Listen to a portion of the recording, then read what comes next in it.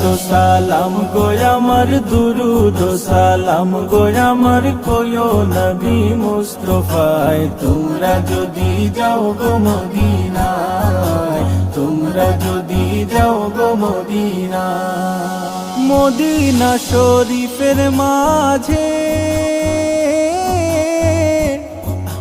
বেহেশতেরও বাগান আছে, ও